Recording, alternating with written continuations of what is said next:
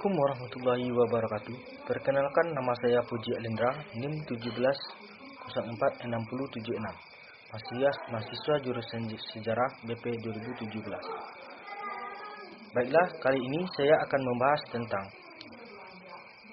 fenomena yang dirasakan pada saat ini, yaitu di mana lunturnya budaya kebudayaan Minangkabau di kalangan generasi muda. Baik, kita mulai. Di mana studi tentang etnografi ini sebenarnya penting untuk memahami realitas sosial sebuah komunitas. Tujuan utamanya adalah untuk memperlihatkan makna-makna dan tindakan dari kejadian yang menimpa orang lain. Yang ingin dipahami, alat pemahaman yang digunakan adalah kata dan perbuatan yang didukung oleh sistem makna, terutama kebudayaan subjek yang diteliti. Adapun seorang ahli bernama Lombard menyebutkan bahwa pendekatan dalam melihat masalah ini adalah melalui busana, tingkah laku, dan bahasa dalam sebuah komunitas. Tingkah laku dan bahasa dalam sebuah komunitas. Dari semua itu, kemudian melahirkan produk yang lazim disebut budaya. Kebudayaan yang dikaji juga bukan sebagai faktor tunggal atau satu sudut pandang saja, akan tetapi juga banyak ragam budaya di dalamnya.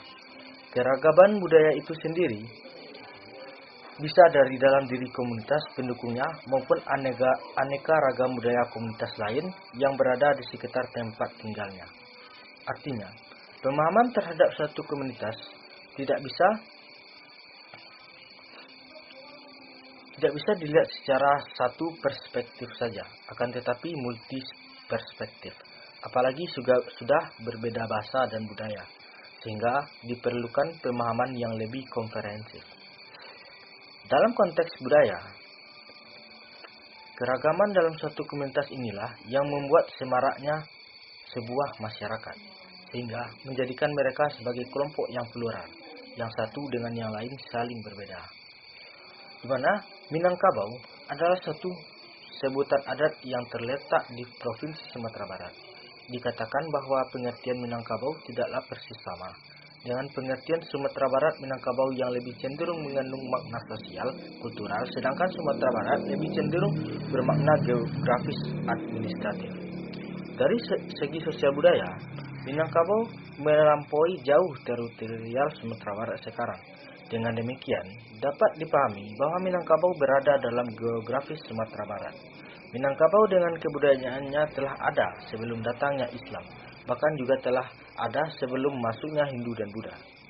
Sebelum datangnya pengaruh dari luar, kebudayaan Minangkabau telah menemukan bentuknya yang terintegrasi dan memiliki kepribadian yang kokoh. Oleh sebab itu, kebudayaan yang datang dari luar tidaklah mempengaruhinya secara mudah. Penerimaan kebudayaan dari luar akan diseleksi, di mana di antaranya yang bertentangan dengan dasar falsafah adat tidak akan dapat bertahan di Minangkabau. Secara tidak langsung, dapat kita cermati bahwa pergumulan yang terjadi pada masyarakat Minangkabau sampai pada bentuk akhirnya merupakan bentuk murni dari integrasi nilai-nilai adat dengan ajaran Islam. Namun, seiring berjalannya waktu, dengan banyaknya budaya-budaya baru yang masuk ke Indonesia, sedikit demi sedikit melunturkan budaya yang ada di ranah Minang.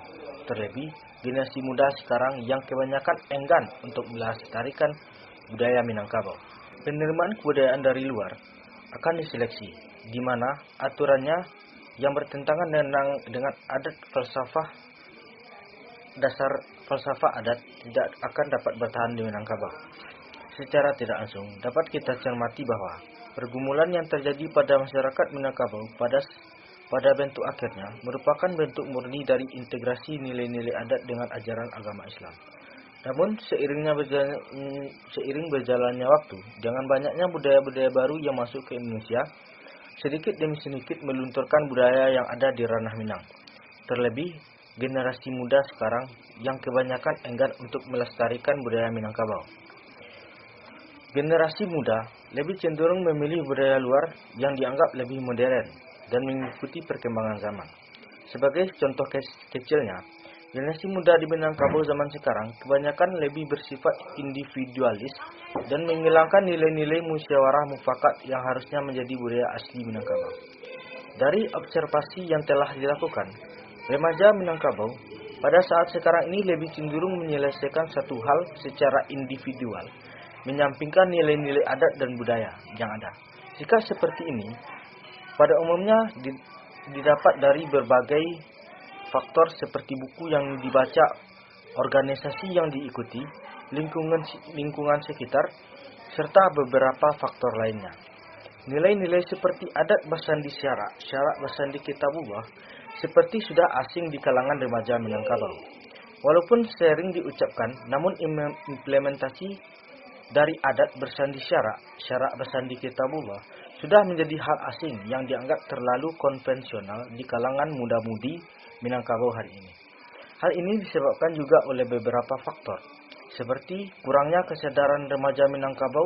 Kesadaran remaja kini terhadap budaya lokal terbilang turun drastis, karena mereka lebih memilih budaya asing yang lebih praktis dan sesuai perkembangan zaman.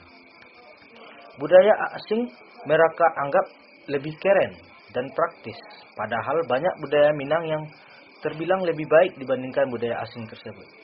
Selanjutnya adalah karena minimnya komunikasi budaya. Kemampuan untuk berkomunikasi sangat penting karena agar tidak terjadi salah pemahaman tentang budaya yang dianut. Minimnya komunikasi juga yang sering membuat perselisihan antar kaum muda dengan kaum tua yang akhirnya berdampak pada turunnya ketahanan budaya Minangkabau.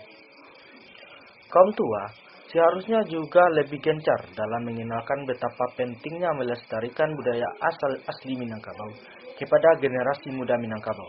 Dan poin terakhir adalah kurangnya pembelajaran budaya.